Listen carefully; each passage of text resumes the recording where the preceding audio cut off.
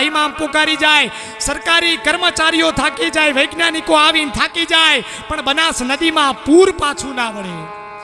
પણ એ સમયે બધા માણસે એટલી ખબર પડી કે જે સમયે આપણા દેશમાં કોઈ પણ જાતનું એ નુકસાન થાય કે કદાચ આ દેશમાં કોઈ પણ જાતનું સંકટ આવે ને તો એ સંકટમાંથી પાર ઉતારે તો આ દેશનો સંત ઉતારી હતો.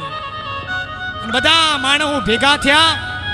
હાલના આપણા ટોટાણાના પાદરમાં સદારામ બાપા પહેણ જાય અને સદારામ બાપાને જઈને કીધું કે એ બાપા, બનાસ નદી ગાંડી બની છે, બનાસ નદીમાં પૂર આવ્યું, બધા માણસો ગાયું બેહું મરવા મંડી, અમારા ખેડૂતોના ઈ પાક ધોવામાં મંડ્યા, અમારી જમીનો ધોવાઈ જાય બાપા, અમે હું ખાશું અને અમે હું પીશું, દાદા તમે લાજ રાખો. અને એ સમય મારા દેશનો એક સંત બાવલીઓ ઊભો થાય. બાપ, આ દેશના સંતની તાકાત, આ દેશના સાધુડા બાવલિયા ભગવા ભેખ તારી